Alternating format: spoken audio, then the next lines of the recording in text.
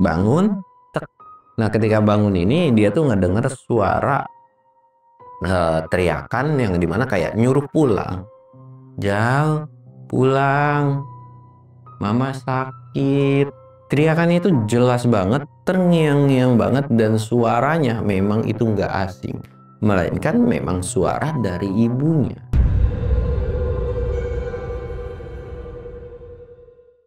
Assalamualaikum warahmatullahi wabarakatuh. Balik lagi di channel Samsul Mister Horror.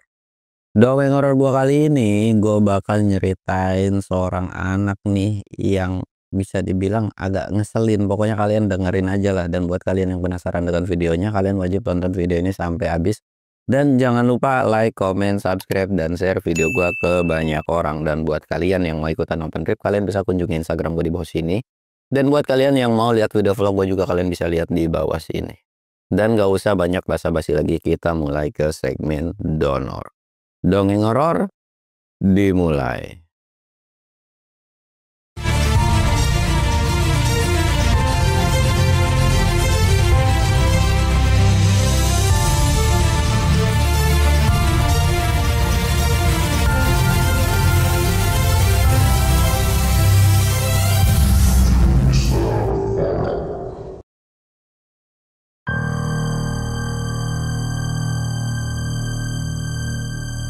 Oke cuy, sebelum masuk ke ceritanya, kita ritual kayak biasa. Dan kalau mungkin video ini yang ini nih udah tayang, entah udah masuk puasa atau belum ya, yang pasti ini gue ngontennya di sebelum puasa. Dan kalaupun gue ngonten pun itu udah pasti malam lah ya, karena memang ya kalau siang kan nggak mungkin gue ngoceh-ngoceh, tenggorokan kering. Ya susah lah, udah pasti konten malam setelah selesai sholat taraweh atau malam jam berapapun itu. Dan kita bakal nyeritain satu orang yang di sini banyak banget pembelajarannya menurut gua. Kita sebut aja cerita ini dimulai dari yang namanya Rijal.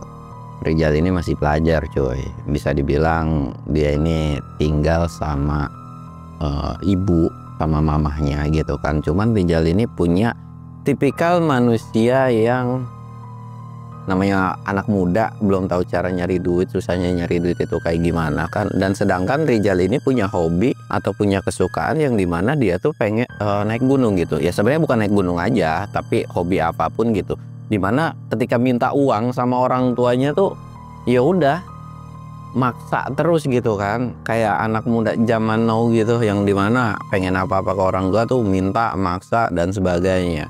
Nah Rijal tuh tipikal orang yang seperti itu. Rijal tuh tiap mau naik gunung, mak minta duit, maksa, bela-belain emaknya itu bisa dibilang selalu minjem ngutang ke tetangga atau ke orang-orang yang terdekatnya, termasuk sama keluarganya. Sebetulnya dari pihak keluarga emaknya Rijal ini udah ngebilangin yang dimana iya anak lu tuh jangan seperti itu gitu, dididik, dikerasin dan sebagainya. Tapi ya namanya juga perempuan kan agak susah juga ngerasin anak cowoknya gitu. Ya sebetulnya dikerasin dalam artian gimana ya, emaknya tuh kayak yang emak lagi nggak punya duit nih, bisa nggak nanti aja gitu kan, jangan yang keseringan juga. Kalau memang kondisinya, ekonominya atau uangnya ada gitu ya nggak apa-apa juga, emaknya tuh mempersilahkan, karena kan emaknya juga harus ngebagi-bagi yang dimana harus bayaran sekolah, bayaran listrik dan sebagainya gitu kan, karena ada kebutuhan-kebutuhan lain seperti makan dan sebagainya. Tapi Rijal nih kayak nggak mau tahu. Dan memang di lingkungannya atau pertemanan dari si Rijal ini orang-orang yang bisa dikatakan orang kaya banget enggak, tapi menengah lah gitu kan, yang dimana ya ada aja gitu. Nah ketika Rijal mau naik gunung selalu minta, sampai suatu ketika ada sebuah kejadian yang dimana Rijal ini mau naik gunung tapi orang tuanya tuh nggak bisa ngasih, yang dimana Rijal ini bener-bener kesel pada saat itu, marah-marah, murka kan sama mamanya, bilang ngancem ini itu. Ya emaknya tuh nggak bisa ngasih dengan alasan karena memang emaknya beberapa hari ini tuh nggak bisa kerja gitu cuy, yang dimana emaknya ini lagi sakit dan cuman bisa rebahan di rumah, itu pun harus memaksakan bikin masakan untuk anaknya, nyiapin baju sekolah untuk anaknya, tapi anaknya nggak tahu diri nih cuy. Nah gara-gara kejadian itu pendakian Rijal ini kayak apa sih namanya, bisa dikatakan nggak jadi lah. Nah ketika nggak jadi ini kan sempat kesel dan sempat diajakin kan sama teman-temannya, "Allah ngomongnya kemarin mau naik gitu kan." Dan itu tuh adalah sebuah gunung yang bisa dibilang ya atap Jawa Tengah lah, Gunung Slamet gitu kan. Nah gara-gara kesel itu dan memang juga itu gunung tertinggi di Jawa Tengah, punya keinginan ya udah kalau minggu ini nggak jadi gue minggu depan mau jalan gitu, nggak peduli kalau nggak sama temen pun nggak jadi masalah, nggak sama temen sesirkelannya lah, ya bisa dikatakan ikut open trip kayak atau ikut rombongan orang lain kayak atau gimana, yang penting dia berangkat aja. Tapi poinnya adalah gimana caranya dia bisa dapat duit gitu kan. Ya gara-gara gerendengan, kesel dan sebagainya, akhirnya Rijalnya kayak maksa, ya udah pokoknya minggu besok pengen naik gunung, pokoknya siapin duit segini gitu kan. Emaknya cuma bisa tarik nafas.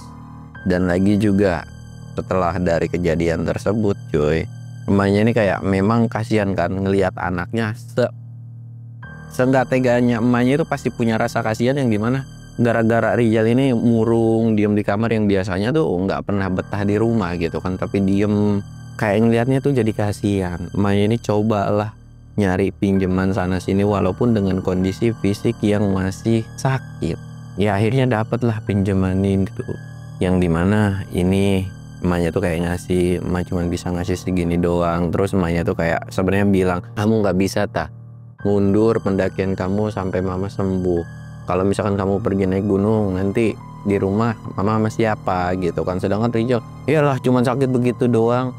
Akhirnya kayak emaknya tuh cuma bisa nunduk aja. Dan setelah dari kejadian tersebut, dari emaknya minta untuk jangan naik dulu gitu kan, Rijal ini tetap maksa. Ya Rijal tuh punya pikiran yang dimana mungkin pada saat itu kayak ya sakitnya biasa-biasa aja gitu, atau sakitnya ya pada umumnya orang sakit, meriangan dan sebagainya. Singkat cerita, Rijal ini pergilah mendaki. Di situ pun Rijal ini nggak ikut bareng tim yang sebelumnya karena tim dia kan memang udah naik ke Slamet sebelumnya. Tapi dia ngikut rombongan orang lain lah, kayak ya mungkin googling di Facebook atau di mana gitu kan. Pergi, sampailah Rijal ini di base campnya. Ketika sampai di base camp ini, wah sebuah kemujuran atau bisa dikatakan kayak enak. Satu timnya ini ada cewek cantik-cantik gitu kan, mungkin totalannya sekitaran 8-10 orangan lah gitu kan.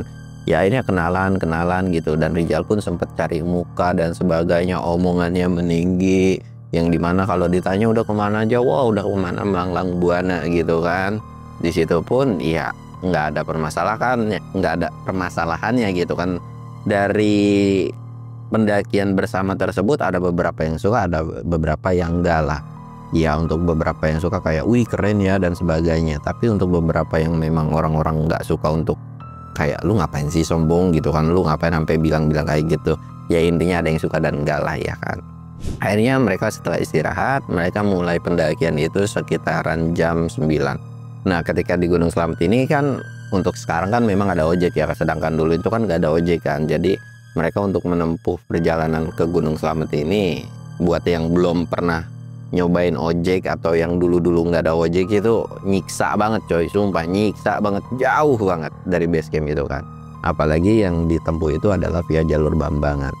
Akhirnya mereka meneruskan perjalanan tuh sekitaran jam 8 atau jam 9-an. Singkat ceritanya mereka baru sampai pintu Rimbaja itu udah zuhur gitu kan, yang dimana udah siang banget, tapi mereka ya memang sudah terbiasa pada saat itu. Nah di awal-awal ini sebetulnya Rijal ini tipikal orang yang memang fisiknya lumayan kuat. Ya agak kesel sih, dimana Rijal ini kan memang selalu nge-push ke depan kan, tapi rombongan itu masih di belakang.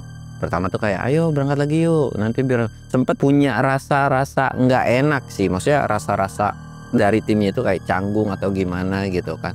Akhirnya ya udah tuh, ya udah bang kalau mau duluan aja, biasanya kayak gitu kan. Akhirnya di situ kayak nunggu dulu gitu kan, sampailah di pos 1 pos 2 gitu. Sampai di pos 2 di sini tuh Rijal tuh masih ngoceh-ngoceh. Ketika sampai di pos 1 pun kayak ngoceh, ayo jangan lama, jangan kelamaan. Sampai di pos 2 pun kayak ayo. Nah kan selalu ada kata-kata yang dimana udah duluan gitu kan. Rijal ini agak sedikit kesel dimana kayak ya udah dah gue duluan gitu. Nah kebetulan pada saat itu ketika duluan itu dia tuh barengan dengan 2 atau 3 orang pendaki, dan salah satunya pun ada perempuan gitu kan. Mereka tuh meneruskan perjalanan dan bodo amat sama rombongan belakang. Mereka tuh lanjut perjalanan. Singkat ceritanya sampai di pos 3. Sampai di pos 3 ini kurang lebih udah sekitaran jam 5. Nah ketika udah sampai jam 5 ini kayak kita nungguin yang belakang aja deh biar rame-ramean gitu kan, apalagi ini udah menjelang sore. Dan kalau kita teruskan kan takutnya nanti ke maghriban terus kita sepi gitu. Dan di antara 4 orang ini pun udah ada 1 orang yang mulai kecapean, jadi kayak pengen istirahat dan nanti nunggu yang belakangan aja gitu kan. Di situ pun ya Rijal ini sebenarnya tidak ada mempermasalahkan gitu kan, oh ya udah gitu. Tapi semakin lama ditungguin kok jedanya kayak lama banget istirahat di situ kan. Wah lama nih, nggak bisa gitu. Sedangkan rombongan yang 3 ini kayak nggak mau gitu, karena kan mereka mendengar sebuah mitos yang dimana memang Gunung Slamet ini terkenal dengan pos 4-nya gitu kan. Kalau dimana kalau meneruskan perjalanan nggak boleh di maghrib tuh untuk sampai pos 4 itu, jadi kayak harus ngelewatin maghrib dulu. Di situ pun kayak udah ayo gitu. Sempat maksa beberapa orang kayak nggak mau. Akhirnya Rijal pun juga kalau memang lu mau ya jalan aja sendirian gitu kan. Dia pun kayak ya udahlah nungguin bahkan sampai maghrib. Ternyata rombongan yang belakang itu masih belum nyampe gitu kan. Entah ada kendala apa. Nah gara-gara kejadian tersebut Rijal ini kayak mutusin, udah gue jalan duluan. Sempat ditahan sama beberapa temennya ini yang gimana, udah nanti aja tungguin, ini udah maghrib nanti nyasar loh. Di situ pun Rijal sempat meninggi yang dimana ya elah tenang aja, gue udah pernah kok kesini gitu kan, udah beberapa kali kesini gitu, nggak bakalan nyasar. Yang sebetulnya Rijal itu kan baru pertama kali kesana gitu kan, jadi kayak nggak mau dikesannya dianggap remeh sama teman-temannya, apalagi di depan cewek gitu kan. Jadi ngomongnya semau dewek lah. Akhirnya ya teman-temannya juga nggak bisa ngelarang gitu, sedangkan teman-temannya memilih stay buat nungguin rombongan belakang. Rijal ini akhirnya jalan lah setelah maghrib itu gitu kan. Setelah maghrib jalan, dalam hati Rijal tuh kayak gerendengan kesel dengan apa yang ngapain juga gitu kan, harus nungguin. Tahu gitu kalau gua jalan dari tadi jam 5 mungkin gua udah mau sampai di area camp gitu, atau mungkin bisa area camp yang lebih tingginya kan. Jalan terus. Nah ketika jalan ini tanpa disadar lingkungan sekitar udah mulai berkabut gitu kan, masih kabut-kabut syahdu lah. Rijal ini nggak punya pikiran negatif, nggak punya pikiran takut, ya biasa-biasa aja. Walaupun tahu mitosnya, tapi Rijal ini bukan tipikal orang yang memikirkan mitos sebetulnya. Jadi terus jalan. Nah ketika jalan ini Rijal kayak ngerasa kesel karena dia ketika ngelihat jam itu udah menunjukkan jam 7:30, tapi dia belum sampai di pos 4. Sejauh apa sih? Apa sesuai seperti pos sebelumnya gitu kan? Tapi ya udah terus aja jalan. Mungkin karena faktor stamina jalan. Bahkan jalan sampai jam 9 dia belum ketemu sama yang namanya pos 4. Rijal ngerasa heran. Dia tuh sempat ngeliat kiri dan kanan dan bekas jalur yang dia injek. Ternyata jalur yang dia bekas injek itu kayak yang jalurnya masih sama kok. Dan di atas pun jalurnya sama gitu. Bukan yang semak-semak ya, tapi masih normal. Tapi seolah kayak diputer-puterin atau nggak dibiarin buat sampai ke pos 4. Tapi Rijal tuh masih berpikiran positif. Kayak yang mungkin memang posnya aja yang jauh gitu kan. Istirahat sekitaran 5-10 menitan. Akhirnya meneruskan perjalanan lagi tuh. Bangun. Nah ketika bangun ini dia tuh ngedenger suara teriakan yang dimana kayak nyuruh pulang. Jal, pulang, mama sakit. Teriakannya itu jelas banget, terngiang-ngiang banget, dan suaranya memang itu nggak asing, melainkan memang suara dari ibunya. Rijal ini sempat nengok kiri dan kanan. Kok kayak ada suara emak gua? Tapi nggak ada, suara itu cuma sekali doang ya. Dan di situ pun kayak mungkin gara-gara kecapean kali, lanjut lagi lah jalan. Dan ketika lanjut lagi jalan, pijakan dari Rijal ini seolah kayak kepleset pada saat itu dan merosot gitu kan, tek. Nah kakinya ini ngebentur sebuah pohon yang dimana bikin kakinya sakit gitu kan, ngerasa kesakitan. Tapi Rijal ini coba bangun lagi dan ngerasain kakinya, memang kakinya ini agak kerasa sakit lah, yang dimana kenapa sih gitu kan. Yaudah deh, lanjut lagi dengan kaki yang agak sedikit terpincang-pincang pada saat itu. Karena jalan ritmenya yang awalnya agak sedikit kenceng, tapi pada saat itu gara-gara kakinya sakit akhirnya kayak yang pelan lah. Singkatnya sampailah di pos 4. Sampai di pos 4 ini kurang lebih sekitaran jam 10 lewat. Rijal sempat garuk-garuk kepala yang ngerasa heran, kok bisa ya gue sampai di sini sampai jam 10, lama banget. Padahal ketinggian gunung ini kan cuma 3.000-an gitu kan, maksudnya ya harusnya udah bisa ngelewatin 1 atau 2 pos. Dan ritme jalan Rijal pun sebetulnya di awal-awal itu kan kenceng banget. Kok bisa? Rijal tuh istirahatlah di pos 4 tersebut, yang dimana kan pos 4 itu sebetulnya boleh sih dipakai istirahat gitu kan, cuman ya ada baiknya nggak istirahat di situ, karena menurut gue pribadi selain memang hawanya agak berbeda gitu kan, memang pos 4 ini pos yang terbuka yang dimana anginnya tuh selalu kencang dari satu sisi gitu, yang dimana ya itu nggak bagus lah, takutnya ya ada dahan pohon yang jatuh gitu kan, atau ada pohon yang tumbang dan sebagainya. Akhirnya Rijal tuh kayak memutuskan untuk istirahat. Nah Rijal ini sebenarnya kayak gue nungguin tim belakang kali aja memang tim belakang juga paling jedanya setengah jam gitu atau 1 jam, dia tuh istirahat lah sambil tiduran. Nah sedangkan istirahatnya ini bener-bener di sebuah tengah jalan yang dimana ya kalau ada orang lewat pasti akan ngebangunin gitu kan kalau ketiduran. Akhirnya ya udah tuh dia istirahat tidur, tanpa disadar ketika Rijal ini istirahat dia berpikiran yang dimana dia tuh dibangunin, yang entah siapa ngebangunin pada saat itu kayak Noel. Berpikiran Rijal tuh mungkin teman-temannya yang di belakang udah ngebangun, cuma nepuk doang, Rijal bangun kan. Dan pas nengok gak ada 1 orang pun. Dan ketika bangun pun yang awalnya enggak kedinginan nih, tiba-tiba langsung dingin menggigil, yang awalnya tuh bener-bener dingin banget. Rijal tuh kayak waduh kok tiba-tiba dingin, dan nggak ngeh dengan tepukan itu siapa gitu kan. Jadi kayak langsung buru-buru ngeluarin jaket dan langsung dipakai supaya nggak dingin. Rijal sempat ngerasa heran, kok bisa-bisanya dia kebangun seolah ada yang ngebangunin tapi nggak ada sosoknya gitu kan. Dan ngecek lagi jam, ternyata ketika ngecek jam itu adalah jam yang sama atau sesuai seperti ketika dia sampai di pos 4 tersebut. Berarti gue belum tidur dong. Tapi kok gue kayak ngerasa udah kenyang ya tidur, atau udah ngerasa ya tidur pules gitu kan. Ya udahlah bodo amat. Terus rombongan yang lain kemana lagi? Ya udah deh, nungguin aja. Nah ketika nungguin itu kan sambil nyemil-nyemil, walaupun badan udah dingin sebenarnya pengen memaksakan untuk melanjutkan. Tapi kakinya itu benar-benar udah mulai kerasa, gara-gara kan dia ngeres kan gitu. Jadi kayak udah mulai kerasa makin sakit aja. Ketika nungguin tanpa dia ngecek jam dan sebagainya, merasa bahwa dirinya tuh udah lama banget di situ, mungkin udah ada sekitaran setengah jam lebih. Ngecek jamnya lagi, ternyata jamnya masih nggak muter. Rijal ini kayak sempat ngerasa heran, kok bisa? Apa jamnya mati? Dilihat, dicek, ternyata memang jamnya atau jarum putarnya itu nggak muter kan. PA pantesan aja jamnya mati loh. Yaudah deh, daripada gue nungguin lama-lama, gue juga nggak tahu jam berapa sekarang gitu kan. Udah deh, nerusin perjalanan aja. Diterusin lah perjalanan, dan ternyata bener cuy, perjalanannya itu bener-bener nggak selesai-selesai. Bahkan Rijal itu udah sampai ngoceh-ngoceh, mengumpat atau kesel gara-gara dia tuh bener-bener nggak nyampe-nyampe, kakinya makin lama pun makin sakit kan. Gunung apaan sih nih, trekkingnya begini banget nggak nyampe-nyampe. Bener-bener kesel dengan gunung tersebut.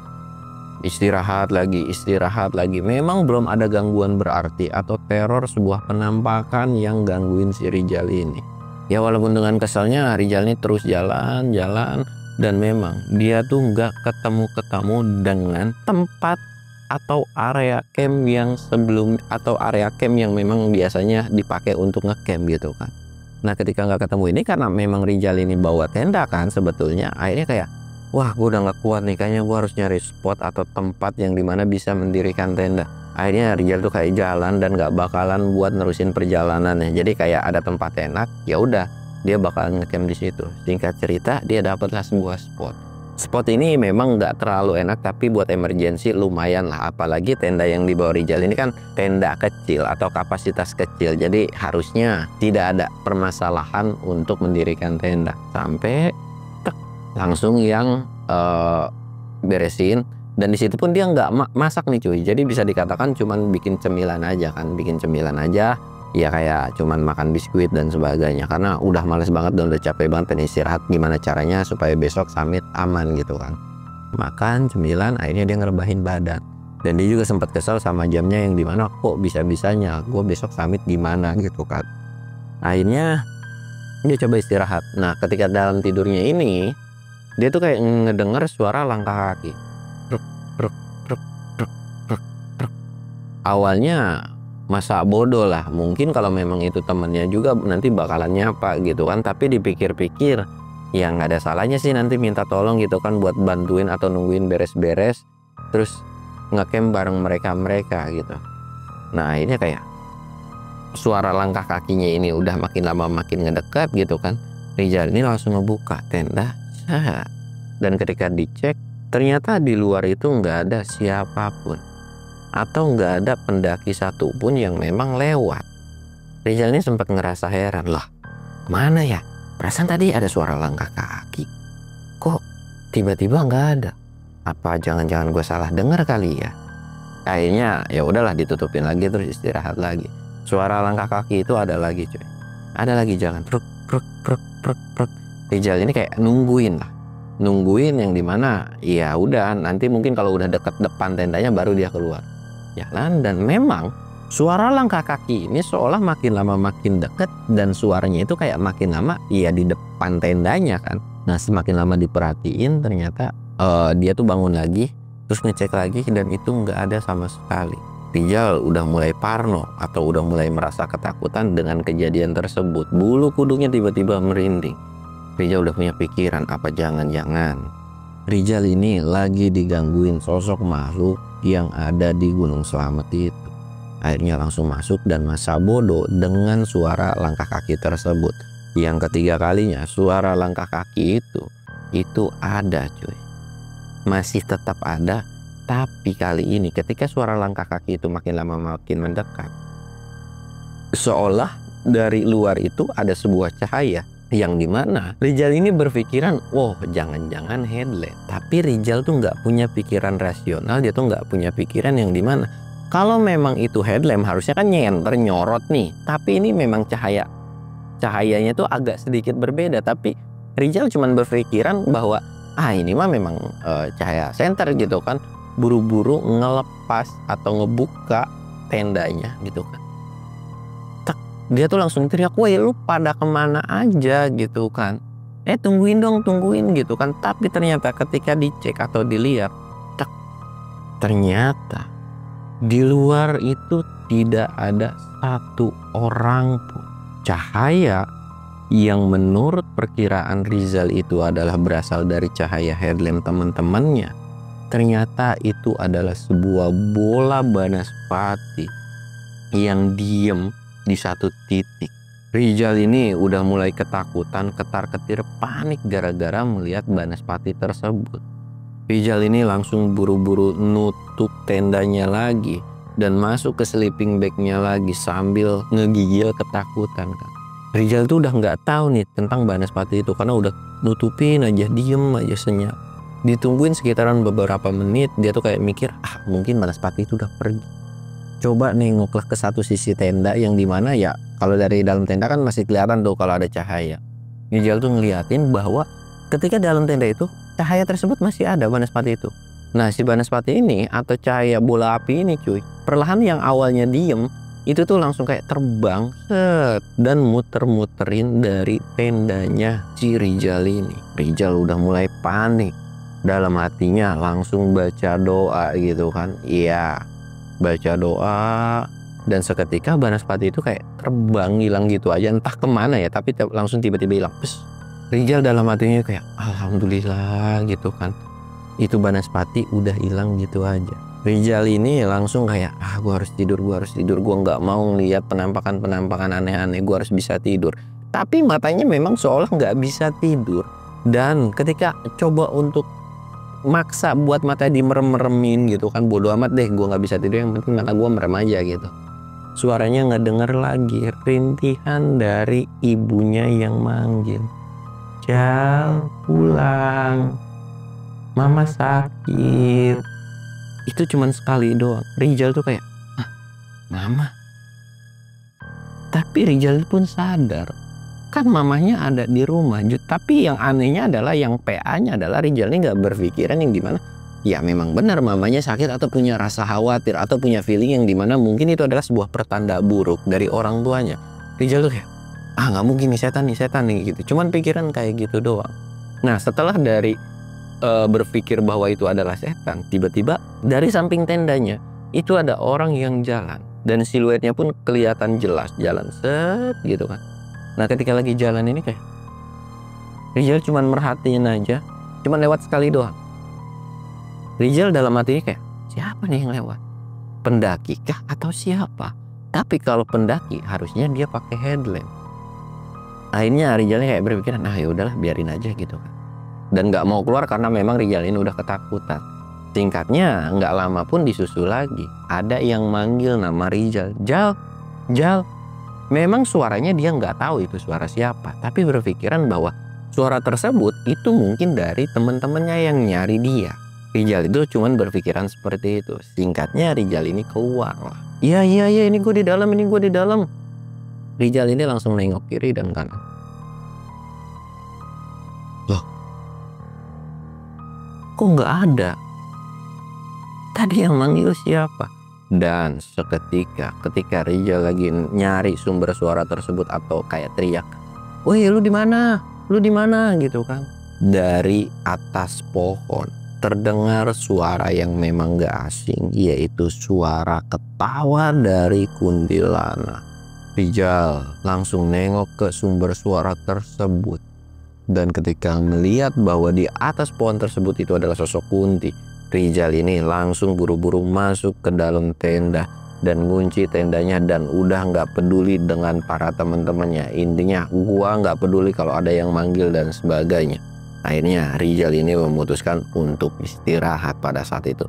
Walaupun dengan kondisi dia nggak benar bisa tidur ya pada saat itu. Singkat ceritanya, satu malam itu benar-benar penuh teror. Rizal ini kan karena jamnya mati kan. Jamnya mati pun kayak yang, duh gimana ya gue bisa nentuin jam? Atau gimana gue bisa menentukan waktu? Nah di situ kayak, apa gue jalan sekarang aja ya? Harusnya sih kalau memang mati pun mungkin ini udah mulai mau pagi pada saat itu gitu kan. Karena memang dia ini benar-benar malas banget untuk keluar. Dan sepanjang malam itu benar-benar penuh teror dengan suara-suara yang aneh-aneh. Ya dia cuma bisa ngeliat menampakkan pada saat itu pun cuma kuntilanak dan Banaspati itu doang gitu kan. Ya nggak ada gangguan yang berlebihan sampai dia apa-apain. Nah ketika mau bangun dia ngerasa bahwa kakinya makin lama kok makin sakit. Akhirnya dengan kayak memutuskan, memaksakan pada intinya. Dia tuh kayak, wah nggak bisa, nggak apa-apa lah, ini mah cuman aman-aman aja gitu kan. Ya dimana kan kalau samedi itu nggak harus bawa tas gede kan, ya harusnya nggak apa-apa kali gitu. Akhirnya prepare terus bikin mie. Setelah bikin mie habis makan, dia tuh kayak siap-siap, bisa kali ini, bismillahirrahmanirrahim gitu kan. Akhirnya memutuskan untuk summit, walaupun pada saat itu dia nggak tahu itu jam berapa. Akhirnya dia pergi untuk summit, dan ketika pergi summit juga dia udah tidak memperdulikan dengan situasi atau ketakutan yang sebelum-sebelumnya. Karena memang ketika dia udah mulai ngerasa aman tuh memang udah nggak ada gangguan apa-apa lagi kan. Terus aja jalan. Nah di sepanjang perjalanan ini kan berpikiran mungkin nanti udah terang atau nanti pun akan ketemu dengan tenda pendaki lain atau pendaki satu rombongannya.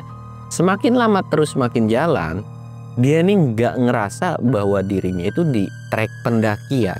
Jalurnya memang kelihatan jelas, tapi nggak ngelihat tenda atau dari situasi lingkungan tersebut pun kayak seolah kok nggak kelihatan mau pagi gitu kan. Sebenarnya ini jam berapa? Ini jam berapa? Lagi-lagi tuh Rizal tuh dibikin bingung atau dibikin kesel sama Gunung Slamet ini. Karena memang ritmenya juga sedikit pelan gara-gara terkendala kakinya yang sakit gitu kan. Ya harusnya berpikiran kayak dia tuh udah jalan udah lama banget dan dia istirahat. Ketika istirahat ini nggak ada pikiran untuk kesel, jadi kayak sambil ngurut-ngurutin kakinya, diem aja. 10 menit istirahat lanjut lagi jalan. Nah si headlampnya kan memang udah dipakai sebelumnya kan. Dia tuh coba nyari lah baterai atau baterai cadangan. Ketika dicari baterainya ini nggak ada. Dan sinar dari cahayanya ini udah lumayan cukup redup gitu kan. Udah lumayan cukup redup, set. Dan semakin lama makin jalan, baterainya ini makin redup, yang dimana harusnya dari senter ini lumayan cukup jauh, ini tuh benar-benar kecil banget. Rizal udah frustasi, udah kesel banget, gara-gara ya memang dia nggak nyampe entah pos berapa kayak gitu kan. atau ketemu dengan pendaki lain, kayak ini benar-benar nggak ketemu. Apalagi ditambah faktor bahwa matahari pun nggak nongol-nongol nih, awan pun masih gelap gulita. Rizal ini akhirnya istirahat lagi dengan kondisi senter yang memang pada saat itu udah mulai mengecil. Rizal dalam hatinya udah mengumpat dan udah kesel aja. Sialan nih gunung ya, bisa-bisanya gue dijailin kayak gini. Apa jangan-jangan ini gara-gara faktor demit-demit tersebut masih ngejailin gue. Dia tuh istirahat gimana ya, baterai gue nggak ada. Di situ kan dia ada korek doang kan, ada korek doang. Saya ini gue harus nungguin pagi apa gue turun lagi. Rizal nggak bisa mikir sedikit pun. Tapi kalau misalkan harus turun, dia tuh kayak ngerasa sayang aja dia kalau harus turun ke bawah kan. Nah tapi akhirnya dia tuh kayak nunggu dan matanya tuh kayak, karena memang semalamnya ini dia belum tidur kan, jadi kayak tidur. Nah ketika dia bangun lagi, dia disadarkan dengan suara langkah kaki terus dibarengi dengan senter. Yang awalnya Rizal ini ketika ngedengar suara langkah kaki itu kayak, aduh, dia parno dengan kejadian sebelumnya. Sebenarnya awal-awal tuh kayak nutupin aja matanya.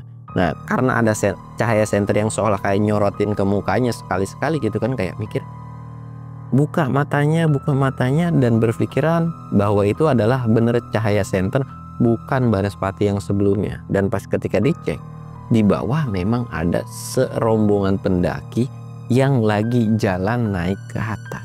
Di situ pun Rizal udah ngerasa senang. Alhamdulillah, akhirnya ada rombongan pendaki yang naik juga. Berasa sudah tertolong gitu kan. Cerita ini pun selesai dan akan dilanjut di part 2-nya. Gua Samsul undur diri. Assalamualaikum warahmatullahi wabarakatuh.